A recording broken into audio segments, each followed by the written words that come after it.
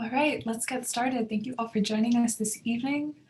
Welcome to the third screening of the Rue Gallagher Food Sovereignty Lab and Traditional Ecological Knowledges Institute Spring 2022 film series. Thank you all for joining us. My name is Carly Rojas, the undergraduate research assistant for the Food Sovereignty Lab. My co-hosts are the wonderful co-director of the lab, Professor Caitlin Reed, and my incredible comrade, Amy Itterburn, the graduate research assistant for the lab. Also joining us this evening is Nephi Craig of the White Mountain Apache Nation, here for a discussion with us. The Rue Gallagher Food Sovereignty Lab and Traditional Ecological Knowledges Institute is going to be the first food sovereignty lab in the California State University system. We are currently building a space that supports tribal communities and ongoing revitalization of food practices and cultural knowledges. This year, the lab is undergoing construction, and we will have our grand opening in October 2022. The interior of the lab is going to have a commercial kitchen, a space for public workshops. The exterior of the lab will feature a salmon smoking pit, spaces for community gathering, a native plant landscape, and indigenous garden, including native artwork throughout the pathways and gardens. We will be continuing to hold both virtual and in-person events and programming. One very exciting upcoming event is the in-person Indigenous Foods Festival soft launch happening this weekend, April 16th, in conjunction with the Cal Poly Humboldt Food Summit from 11 to 4 p.m. at Wiyot Plaza.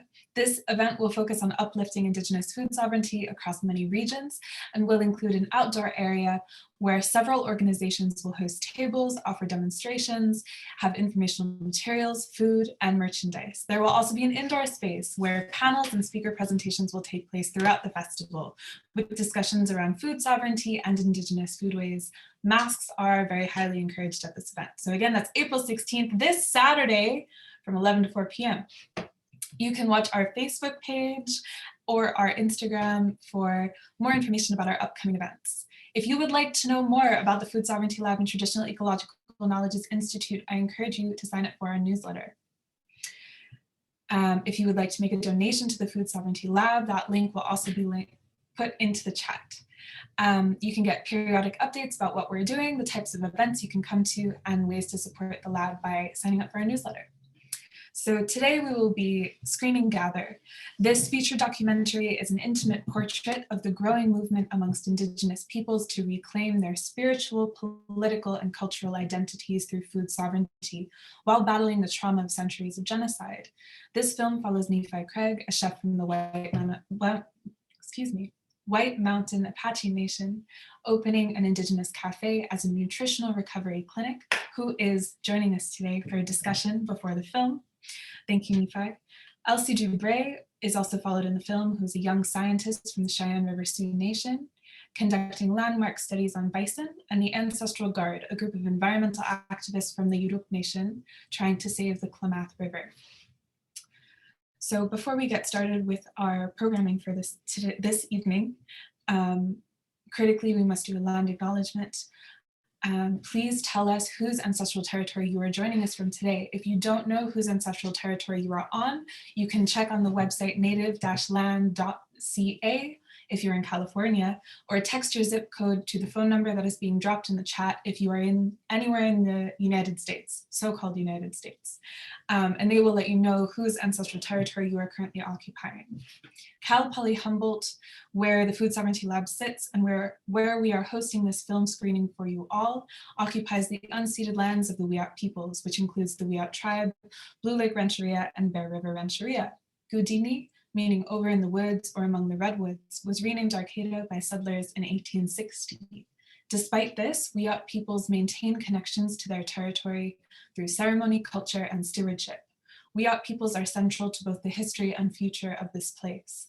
As Dr. Kutcher Risling-Baldy expresses so well in her lecture, What Good is a Land Acknowledgement, which is linked in the chat, if land acknowledgements do not come with action, they are merely performative. Without action, they are meaningless. A land acknowledgement is a first step, not a final action. A couple of action items that people can take advantage of.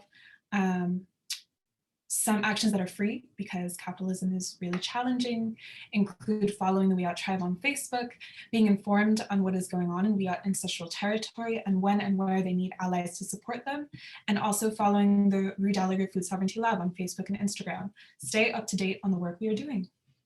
If you have the financial resources, please consider paying the Wiyot honor tax or donating to the Food Sovereignty Lab. Both of these resources have just been dropped into the chat as well. And if you would like to make a donation to the Food Sovereignty Lab, that is in the chat. Okay. So what we're all most excited for, I think, this evening is Nephi Craig, who is joining us.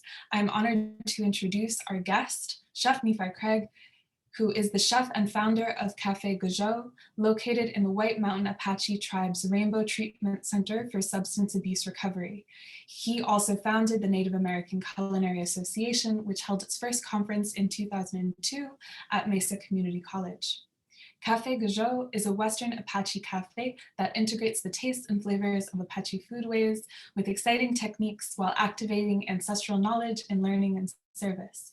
Specialties from the kitchen, and this is from their website, include nadaban, I hope I'm pronouncing that right. If I'm not, please correct me, squash stew, red chili, and acorn stew. The foods Nephi creates from indigenous and local ingredients are one component. Cafe Gojo is a Native American community-based training center and multi-purpose hospitality facility, and an edible education and indigenous resurgence in Western Apacheria, with the goal of promoting and reinforcing social recovery in a community space. There are also lessons in traditional arts and crafts revolving around food gathering and preparation, and plans to expand Cafe Gojo to sell local seeds and produce. A link to Cafe Gojo's website and Nephi Craig's Instagram will be dropped in the chat. Nephi, thank you so much for joining us.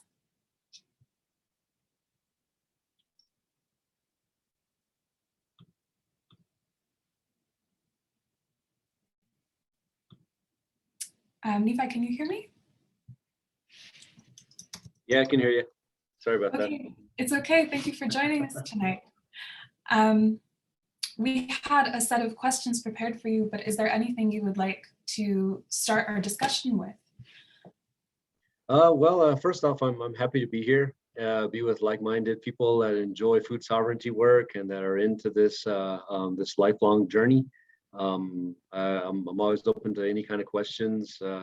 I like the intro you did. We're very much still in our growing process, and I think, as you know, it's this food sovereignty work and what we're doing in our generation, I think, is really laying the foundation for the next, 10, 20, 30, 40, 50 years, depending on how far, because it's such lasting and important work. So I'm happy to be here. Thanks. So I think our first question is, what was it like to be in a movie? Like, how has taking part in a project like Gather, aimed at elevating Indigenous voice and food sovereignty, impacted you as a food producer for your community? Well, I think I think being on the res keeps it pretty chill. You know what I mean? It's not like there's been some changes. It's, people know about the film and that kind of thing, but I think the way it has helped, I think, is it's kind of spread awareness. People are a little bit more aware. A lot of community members are coming up to me and asking me how Gojo tasted and things like that. But it's I think what's really neat about being in White River is that the community really kind of creates the sense of accountability in a way that's unspoken. And so it's not like really too much has changed, other than we're operating the cafe now every day, every weekday, staying really busy. And it's all team building at this point. So it's pretty interesting. Things have changed, but it's hard to point out how they've changed. And I'm sure they'll continue to change as y'all grow. So we'll see more of this story in the film, but can you tell us about the vision of Cafe Gojo and why it was important for you and your community to have this space? Yeah, the vision of Cafe Gojo, I think it's really a distillation of a lot of things. I was very, very, very fortunate to be able to get connected with the Rainbow Treatment Center. I never, like as a young chef that was traveling and doing all kinds of stuff in America and abroad, I never really kind of thought that.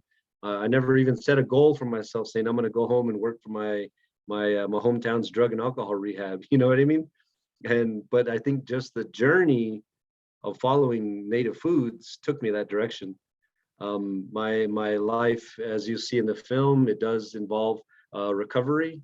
So a whole bunch of the lessons learned from being a younger chef, driven by different mindsets, driven in a way to try to fit into classical kitchens and kitchens around the world, all the while like studying native foods. And then loss and then sobriety really kind of shift my perspective. And that's where you meet me in the film. By the time you meet me in the film, I've already been cooking like 22 years professionally. And I've been, by the time you meet me in the film, I've been cooking 22 years professionally. And I had been cooking and working on the White Mountain Apache tribe just about 10, 11 years at that point. So it's the combination of that community-based work over a decade that brought me to the threshold of creating the vision for Cafe Gojo. And I think it could not have happened if sobriety wasn't a part of my life. I think with the clarity of sobriety, I was able to kind of really discern and separate ego from reality. You know what I mean? And indigeneity from popularity, right? And kind of a lot of these things just kind of come combining together and it kind of gets put together in the cafe. So there's a multiple version of of how I could describe the cafe, but it's really layered in a whole bunch of different ways. It's a beautiful thing. I feel like it's my life's work. I feel like I had to go through everything I went through to be able to do this. So when I speak about community accountability, I think that's what in my heart I feel like I have to hold it with some dignity. I have to, continue the work and, lead by example and do the best I can. And, and with respect to my community members. So it's pretty neat like that. So you're discussing how the healing of the work you're doing with traditional foods and cooking has contributed to your personal life. And knowing the connectivity between access and praxis of traditional foods and traditional food ways in Indigenous communities and how that can contribute to resurgence of health and well-being in those communities. How has this work that is being done surrounding Cafe Gojo impacted the community and the health of the community in ways that you've seen? Well, we've when you meet us in the film, we're at our first soft opening activities, and that was in like late January 2020. And so right after that, within a couple of months, we were only open for a few weeks, and then we shut down for COVID. And we would stay shut down for almost 2 years. We would shift and switch gears and switch over to a lot of telehealth work with the community. The agency provided a lot of meals to the community, a lot of resources, and we did a lot of telehealth. So that's what we did for during COVID in our community. And then so we opened in October this past year. And since October this past year to now, we've closed twice because of COVID again. So we're still getting our footing, and but the community is responding, I think, really well. We've added humor and slang into our menu writing. We do Western Apache style cooking, but we also feature other types of cuisines. So if you follow our social medias, you'll see us doing pho or ramen or Italian dishes, because we feel like creating a learning environment is also expanding food vocabulary. I think if we just take a real heightened educational approach, that kind of shuts doors down, especially because of the demographic where we're at. Not a lot of people get to travel. We're like 3.5 hours from Phoenix, Arizona. We're way up in the mountains. And the financial demographics of our community, a lot of people don't have access to world cuisines. So in that sense, we got to really kind of start by expanding the food knowledge, cooking fresher and more colorful and all that kind of stuff. And so it's a journey for sure, but I think it's really cool. But the feedback so far has been really positive. That sounds wonderful. Um, so there's that really positive aspect of Cafe Gojo, and that's wonderful to hear about. What challenges are associated with the work you're doing at Cafe Gojo? Thinking specifically about access to ancestral homelands and traditional foods, but also to the environmental destruction that's so common around Indian country. Is there ever difficulty accessing traditional foods and the indigenous food landscapes? Yeah, that's a really great question, and I think I've learned a lot from being on the res. See, I came back to the White Mountain Apache tribe in about 2008, and after traveling around the world and doing all kinds of stuff as a chef, and this time from then till now, kind of approaching food and getting deeper into the food work, it's really opened up a lot of other layers that I couldn't have expected. And one of the major barriers, it really speaks to how deep colonialism is woven into the fabric of our everyday lives. And so, like for me personally, I look at like colonialism as a disease or as a disorder. Like, what are its symptoms? You know, is it symptomatic? Is it progressive? Is it fatal? I say yes, yes, yes. You know, because all of the ways that colonialism impacts us and how it presents barriers to us at the cafe is definitely economic. It's definitely biopsychosocial and spiritual, because on one level, we're very fortunate as the White Mountain Apache tribe to be located in our ancestral landscape. We were not displaced from our territories. The mountains we're in now, we've been since time immemorial, before we were called Apaches. So our roots run really deep. So it's really evident on, at least from a cook's perspective, when you're talking the economic demographics and the knowledge and access to care.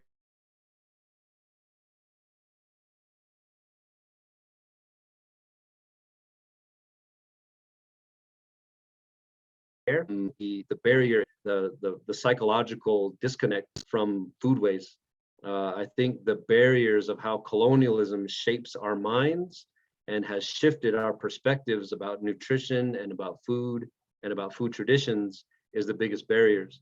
So oftentimes colorful, fresh, purely Apache or indigenous foods can be perceived as white people food, you know what I mean? Or cooking with indigenous cultivars, corn, bean, squash, chocolate, chili, tomatoes, all kinds of different things, really colorful, fresh, vibrant, and amazing, because of the impact of colonialism on psyche, parent tradition, and food traditions. It's perceived as non-native, and that's the irony. And to me, what that has taught me is that indigeneity is heavy and difficult no matter where you are on the spectrum. When I was a much younger cook, I used to think you were luckier if you lived on the res because you had access to land and people and culture. That's true, but then there's also the psychological impact and the spiritual diaspora and the spiritual disconnect with food and land because of colonialism. And so if you're in the metropolitan area, it's also a challenge because you're struggling to reach and grasp resources of any type. So I don't think there's that, you know, you can't put it on a scale. You can't put indigeneity on a scale of how tough it is. It's just tough all the way around because colonialism as a barrier in food work is in everything. It's woven into everything, from the academy to the institutions to the legal system to every way we get resources. So that's when I say this is lifelong work. We're in it for the long haul. And so that's kind of just some of how the barriers present themselves. You know, but as a mental health clinic and a behavioral health clinic and a recovery center, we know that we don't take that personally, right? We know it's a result of colonial violence and intergenerational grief. So we do our best to meet our community where they're at. We write with humor. We're not taking the all indigenous approach. We do that like from time to time with certain specials. But I feel like, just all my work that I've done over a period of time, I feel like if we only did indigenous only, like try to eliminate flour or eliminate olive oil or citrus, if we try to eliminate those other ingredients that are not indigenous to the Americas, we can create more barriers than doorways. Because even though we're in our ancestral territories, it's difficult for some people to go ahead and harvest and get information and get ingredients. So we do our best to, to try to cook smartly and intelligently and sensitively. I think that's the best approach, because cooking and food choices are so personal. They are very, very personal and difficult to change. And we hope that we can create more doorways than pathways. And I think the last thing that kind of comes to mind as I talk about this is that I feel like there's with so many opportunities for obstacles to present themselves that it can get really daunting. But when I think we do the food work, the food sovereignty work, the fishing, the planting, the singing, the ceremonies, the songs, and the cooking, and gazing at the stars, those behaviors are like direct pathways to indigeneity. They're direct pathways behaviorally to our ancestral practices. So we behaviorally activate our genetic memory by just cooking. And to me, it like pushes all the jargon to the side, pushes all the big academic words to the side, pushes all the political words to the side, and you're right there with the experience. And to me, that's why we're so lucky to do this work. All of us, not just us. It sounds like there's a lot of hope in your project of Cafe Gojo in terms of changing aspects of indigeneity, those challenging aspects, and really leaning into the complexity of indigeneity in a modern world and all of the barriers to traditional foods and the barriers in perceptions to what indigeneity can be. And I really appreciate how complex that can be to navigate. And there's so much hope in this project. It's a project that is resolved to contribute to the community over a long time, over hopefully generational time, and kind of reorient through action, Indigenous sense of being. I don't know, what you have said really has made an impact on me. Gives me a lot to think about. So I think I have one more question, if that's all right. Yeah. What is your favorite traditional food or meal? I know that's a really difficult question. And if you have an interpretation at Cafe Gojo of making that dish, and if we ever have the privilege of visiting Cafe Gojo, what is your chef's recommendation of what is the first thing we should try?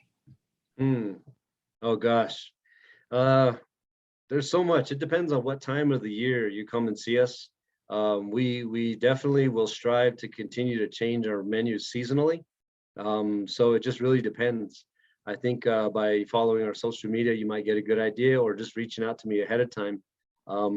When you said action, one thing that I kind of that came to mind about kind of reflecting on what I just said also, that kind of helps to get deeper into the work or be engaged in the work, is one of my favorite recovery phrases is that action precedes understanding. So in order to understand all this native food work we're doing, we got to go out and do it. You know what I mean? We got to go get dirty. We got to go hunting. We got to go fishing. We got to build fires. We got to dig pits. We got to cook. And then we truly understand it. You know what I mean? So, but one of my favorite things to cook, if you ask anyone from White River, the majority of the people might say like our favorite food is acorn stew. And that's here in Western Apacheria, we use the emery oak acorns, and they're indigenous to our region on the Mogollon Rim, where we've been for thousands of years. And so that's usually cooked today. Now it's usually mostly cooked with just stewed beef and acorn, ground up acorns. Our acorns, you don't have to leach them. You can just eat them right out of the shell. So it's pretty tasty, and they're real small too. I've been to Humboldt, and I know how big the acorns are out there. They're like that, right? And so, but it's just a really long cook time, really tender, soft, either venison or beef. And we make a bread called bunditane. It's just a flour-based bread that's cooked right on the coals on a little grill, and it puffs up really bubbly and awesome. So I think an interpretation that hopefully we're going to start running it, but it's dependent on the supply of acorn. You can't just call up a supplier and get that specific acorn. It's got to be brought to us. We got to create the relationships to get it. It's got to stimulate that traditional market that's at the underground below the American economy, right? So food really stimulates all those tentacles in our traditional markets, from the arts and crafts and the food and the people that gather ingredients like this. So I want to do I think you might see it in the film, but it's I just call it, a fun way to name it is just call it the Apache dip. It's a steak sandwich with a green chili and a little cup of acorn stew, so you can dip and munch on it. So that's so awesome. Just straight Apache, I think, at least in the last 100 years, couple 100 years. So it's a fun one. That sounds so good. I'm gonna have to visit now and try it because that sounds so delicious. Thank you so much for joining us this evening. That was a really enriching perspective, and thank you for your time. I thought that was wonderful. I'm really grateful we got to speak with you. And then if you're ever in California, come visit us at the Food Sovereignty Lab. Our facility will be officially open in October. We'll be hosting events. We can host you as a chef in that space. I think that would be really exciting. That sounded so awesome. I've been to Humboldt. I've been there to the Klamath River. That's at the Klamath River right there with the Yurokses. Some friends up there. That's where I learned how to barbecue the salmon on the cedar long sticks. So I have a lot of special memories up there, and some friends that still live there in Arcata. So really beautiful place, and I'd love to stay in touch. It's so cool. One thing that I want to say before you watch the film is that we're a microcosm. We're just the lucky 4 or 5 people that got featured in this film. There could be volumes of these films made on each of our regions. It is so important. So like it's there's many others. Like they could do a film on the work you're doing right now with the Institute. It is that important. So we're a microcosm, and we're all connected in some way through this project of resurgence that's going to be generational. So pretty cool. Thank you for supporting the film and having me here. Absolutely. Thank you, Nephi. Have a good evening, and I hope you stick around for the film. So before we get started on our feature film, we do have the prize drawing, which I'm sure y'all are excited about. We will be having 8 prize winners. So 5 of the winners will get acorn bites, and 3 will win Indigenous bars. Here we go. The Indigenous bars are gluten-free and vegan, and the acorn bites are gluten-free, but they do contain honey and nuts. All right, if your name is drawn, please send us a message with your email address so that we may contact you to claim your prize. If you'll just give me one moment while I prepare our spinning wheel.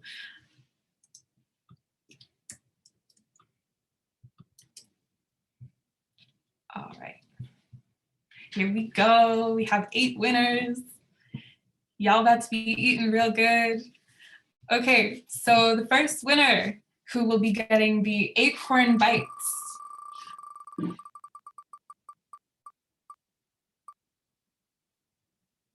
is Natalie Lopez. Okay. Now we have 4 more winners of acorn bites.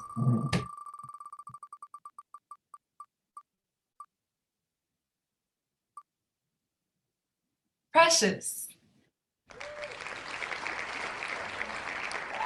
Okay, again for the acorn bites. 8 is a lot, y'all. This is cool.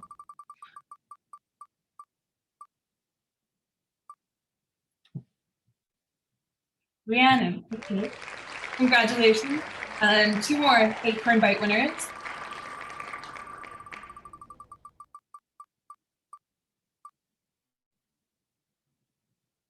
Oh, Lily. That was a really close one. Okay, last acorn bite winners. And then we have 3 Indigenous bars up. Rhiannon, you're having like a really lucky night. Congratulations. Okay. Then the Indigenous bars.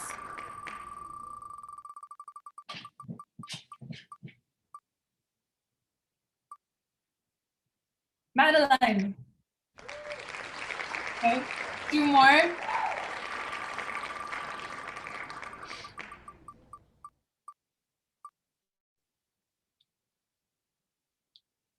Madeline again, you like the Indigenous bars like you. Last winners of the Indigenous bars.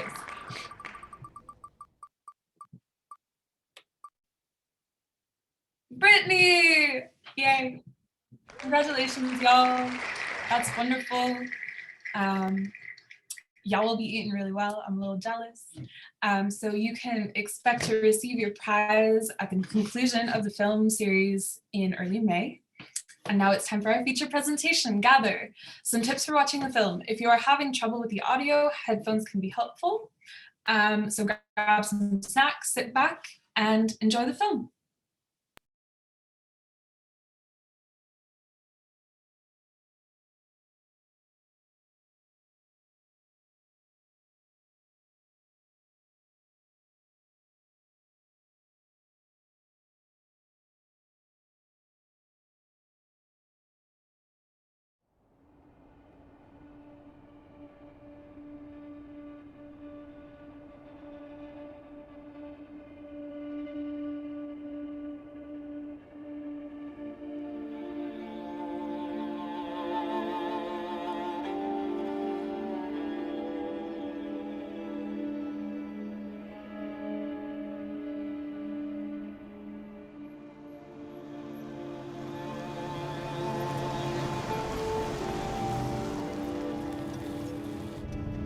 This place was usually green when I was younger, but look at it now.